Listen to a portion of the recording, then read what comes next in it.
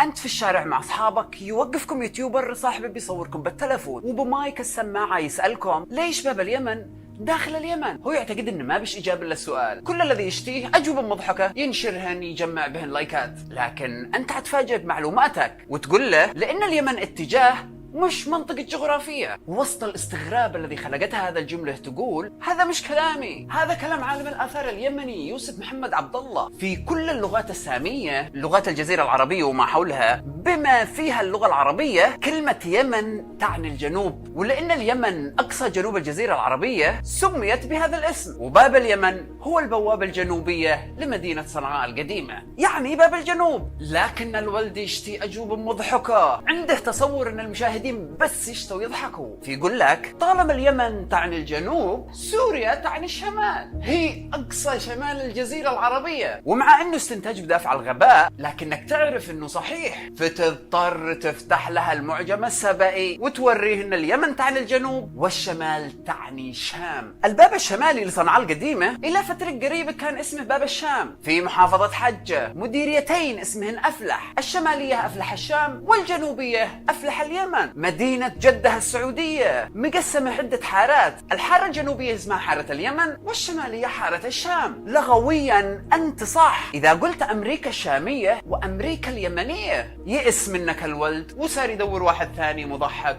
يقول له ليش باب اليمن داخل اليمن.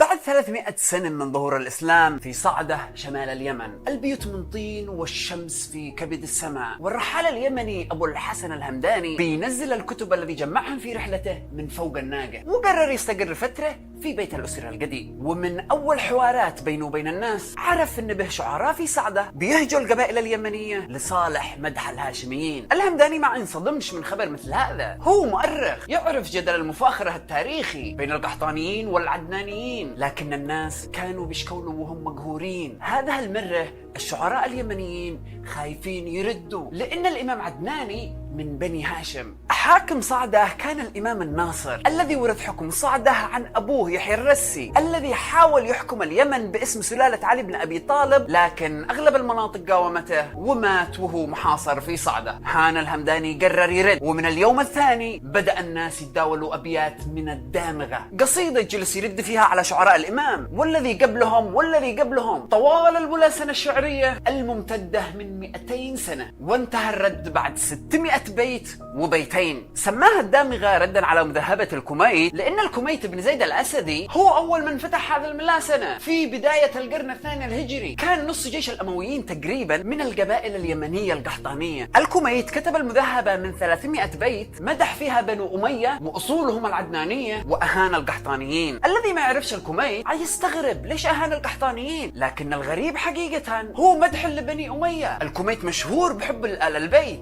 أول وأشهر قصائد كتبهن سماهن الهاشميات. فكيف الذي بيسموه شاعر آل البيت يمدح بني أمية أعتى أعداء الهاشميين؟ في كتاب مروج الذهب يقول المسعودي إن الهاشميين هم الذي طلبوا من الكميت يكتب هذا القصيدة عشان يفعل فتنة بين العدنانيين والقحطانيين في جيش بني أمية. وفعلا ردوا على الشعراء اليمنيين، وكبرت إلى أن حارب الجيش الأموي نفسه وسقطت الدولة الأموية. لكن السجال الشعري استمر 200 سنة إلى عند الهمداني، ويكمل لمئات السنين قدام. قال الهمداني بنفس وزن قافية المذهبة: وكلفتم كميتكم هجاء ليعرب بالقصائد معتدين، فباح بما تمنى إذ توارى طرماح بملحده دفينا. وأضاف: ودامغة كمثل الفهر تهوي على بيض فتتركه طحينا، ترد الطول للأسدي عرضا وتقلب منه أظهره بطونا. وتفاخر بيمنيته والسدود والممالك الذي قامت على أرض اليمن. وهذا ما أزعج الإمام الناصر الذي اعتبر التفاخر بحضارات ما قبل الإسلام كفر،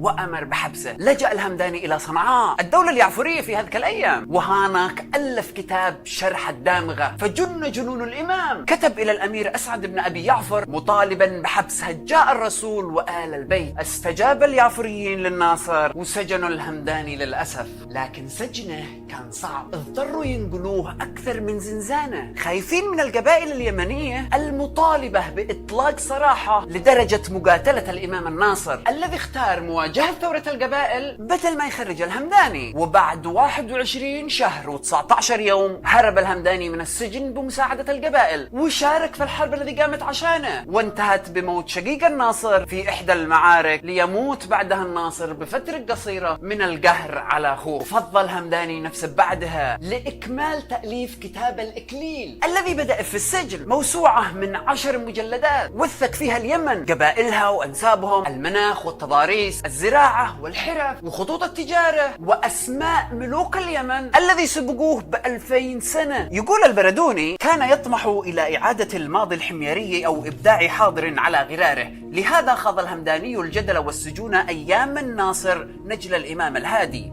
الدكتور يوسف محمد عبد الله أيضا يقول: منذ مطلع القرن ال19 زار اليمن عدد من المهتمين والرحالة والعلماء كان لهم الفضل في تعريف الأوروبيين بتاريخ اليمن وآثاره. بفضلهم تمكن العالم جزينيوس في جامعة هال من إعادة اكتشاف حروف المسند وتأسيس علم النقوش اليمنية القديمة. الهمداني كان يعرف هذه الكتابة من قبل ذلك، إلا أن كتبه وصلتنا متأخرة. ليش وصلتنا متأخرة؟ قبل أقل من 80 سنة من اليوم، وبعد عام كامل في سجن نافع، واحد من أبشع السجون الذي ممكن تتخيلها. ينادي السجان على محمد بن علي الأكوع ويؤمر العسكري يفك لها القيود، ورغم أنهم عينقلوه إلى سجن ثاني إلا أن محمد كان فارح وكأنه أسعد يوم في حياته. الخروج من سجن نافع الموبوء أفضل 1000 مرة حتى لو إلى ساحة الإعدام. يدخل الأكوع سجنها الجديد في قلعة القاهرة، فيلقى كل أصحابها الذي لهم علاقة بالسياسة، ومش بس مسموح بالزيارة والمراسلات، لأن كل المعتقلين من المثقفين والفقهاء قدموا طلب للإمام يسمح لهم بالكتب، ولأن الإمام وافق حول السجن إلى دار ثقافي، كل واحد ادى أحسن ما في مكتبته، وهذا الجنة لمؤرخ مثل الأكوع. محمد كان متهم إنه مع الثوار الذي نجحوا في اغتيال الإمام الأب يحيى حميد الدين فيما سموه ثورة الدستور، لكن وخلال أقل من شهر تمكن أحمد بن الإمام يحيى من استعادة عرش أبوه، واقتحم صنعاء بجيش قبلي موعود بصنعاء كغنيمة حرب للمقاتلين. أعدم من قيادات الثورة، واعتقل كل المعارضين وطرحهم في سجن القاهرة. الأكوع بدأ يقلب الكتب، فوقعت عينه على كتاب قديم ومقطع. فتح أول صفحة ولقي العنوان: الجزء العاشر من الإكليل. سرج عيونه وتذكر زمان لما كان أبوه يحكي له عن كتاب الإكليل العظيم الذي وثق تاريخ اليمن كله، المكتوب في السجن، النادر جدا لأنه تعرض لمحاولات محو كثيرة. الكتاب الذي عاش عمره يحلم يلقاه لقيه داخل السجن، وأعاد تحقيقه داخل السجن بمساعدة عبد الرحمن الإرياني كاتب قصيدة العصماء فرحا بالإكليل. ولما شافوا اهتمام الأكوع بالكتاب، كل واحد دور في المكاتب الذي يعرفها ولقيوا له الجزء الثاني والثامن من الإكليل. كان أحسن سجن بالنسبة للأكوع، فجمع كل هذا النسخ وهربها خارج السجن في مكان آمن عشان يشتغل عليها بعد ما يخرج. 1000 سنة بين الهمداني والأكوع، ومع ذلك خاضوا نفس الصراع مع نفس العدو من أجل نفس الهدف. الهمداني كتب بعض مؤلفاته في سجون الإمامة، وبعد 1000 سنة في نفس السجون حقق الأكوع نفس المؤلفات. أي لعنة هذا أصابت اليمنيين!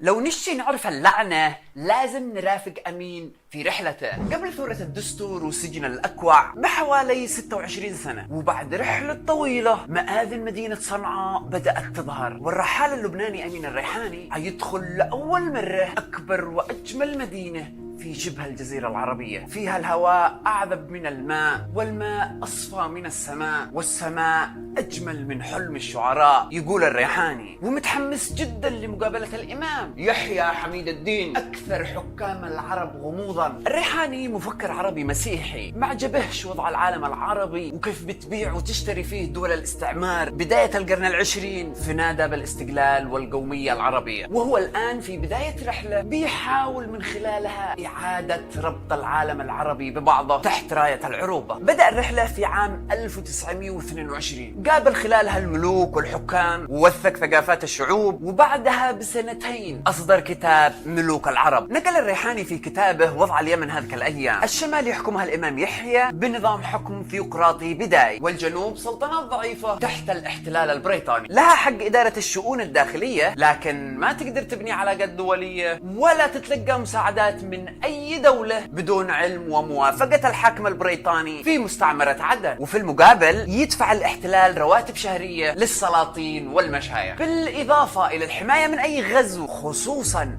الغزو الزيدي. في أول لقاء بينهم الريحاني سأل الإمام يحيى: أين حدود اليمن؟ قال له: أنا ما اعترفش بأي حدود غير حدود اليمن القديم التي تشمل عمان. وهذا يبين بوضوح الطموح السياسي للرجل مثل ما يقول الريحاني، ويستمر: كأنك في السياحة في تلك البلاد السعيدة تعود فجأة إلى القرن الثالث الهجري، لا جرائد لا مدارس ولا مستشفيات، الإمام هو كل شيء، المدرس والطبيب والعالم، مجتمع بدائي وجاهل مشحون بالكراهية والخوف من الغريب. مع وصول الريحاني صنعاء وصل وفد فرنسي غير رسمي يتفاوض مع الإمام في أمور اقتصادية، وسكنوهم في بيت جنب البيت الذي سكن فيه أمين. وفي أحد الأيام شاف أمين واحد من الخدم بيشل مال الفرنسيين من الشدروان الذي بيتوظفوا فيها العساكر، فاستغرب ليش ما بيش معاهم ما في البيت للغسولة. قال لها الخادم: إلا معاهم، بس هذا عشان يشربوا منها الخنازير النصارى. الخادم ما كانش يعرف إن الريحاني مسيحي. والسيد محمد واحد من الستة الذي سمح لهم الإمام بمقابلة الريحاني أخذ في زيارة إلى قاعلها وجلس يشرح له عن وضعهم. قال له: يا أمين، إحنا بنجبر اليهود يربوا زنانير عشان لما نتحارب إحنا العرب نعرفهم وما نقتلهمش بالغلط، وممنوع عليهم يبنوا أكثر من دورين عشان إذا نكع اليهودي من فوق البيت ما يموتش، ومسموح لهم يركبوا الحمير فقط لأنهم مش متعودين يركبوا خيول. ومن عدل الإمام وكرمه يا أمين سمح لهم يسكنوا في بيوتهم 99 سنة، بعدين تكون من أملاك الإمام، ما أخذهاش عليهم بسرعة. يا أمين، إحنا أجزنا لهم يعرضوا علينا بناتهم نشغلهن عندنا في البيوت وندخلهن بين نسواننا، والذي تستحق منهن نمنحها نعمة الإسلام. واحد من العسكر كانت رقبة مورمة وفيها التهاب، فدهنها لأمين الريحاني بصبغة اليود من علبة كانت معه. اليوم الثاني رجع العسكري يشكر أمين وقد رقبته بخير، فقال له: لا تشكرنيش أنا، أشكر الخنازير النصارى، هم الذي صنعوا هذه العلبة. اليوم الذي بعده أمين شاف هذا العسكري وهو بيمنع الخادم يشل من الماء حق الوضوء للوفد الفرنسي. غادر الريحاني أراضي الإمام الزيدي واتجه جنوبا إلى أراضي السلطان المتمدن بحسب وصفه عبد الكريم فضل سلطان لاحج، أهم وأكبر سلطنات الجنوب، المهتم بالموسيقى والمجلات. أمين انصدم لما شاف آلة التصوير في قصر السلطان، لكنه انصدم أكثر لما بصر طاولة البلياردو. يقول الريحاني إن اللهجة التي تضم عدن كان فيها شوافع، حنفيين، جعفريين، إسماعيليين، زيود، هندوس، يهود ونصارى، وبه قبائل داخل لاحج عادهم على عادات ما قبل الإسلام، وكلهم متعايشين، ما حد يسأل الثاني إيش دينك. في مجلس سلطان لاحج أمين لوحده منتظر الأمير أحمد أخو السلطان وقائد الجيش، وقدامه فوق الطاولة كتاب البخاري الذي سمع عنها الكثير. استسلم أمين لفضوله وقرر يطالع الكتاب إلى أن يوصل الأمير. فتح عشوائيا فطلع له باب المسواك، أحاديث وشروح وشروح الشروح. غلق الكتاب وفتح من جديد، لقي عايشة بتتكلم عن كيف كان النبي يغتسل قبل وبعد الجماع. فخلتني أقرأ مذكرات إحدى الخواتين الفرنسيات.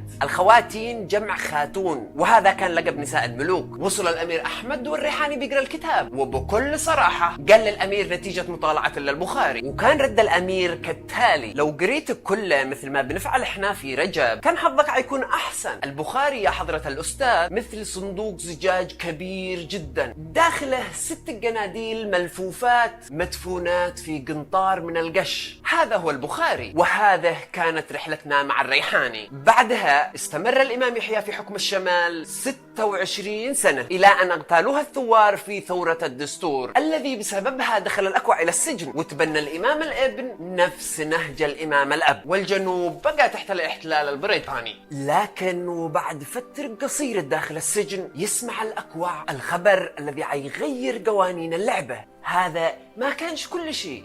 شكرا على المشاهدة، خاطركم. بس كنت جاي قولي لهم افعلوا لايك وسبسكرايب. لازم اقول لهم ينتظروا الحلقة الثانية، ما قلت لهمش. ايوه ها لا لا لا خلاص قدو في العنوان عنكتب 1 و2 و3.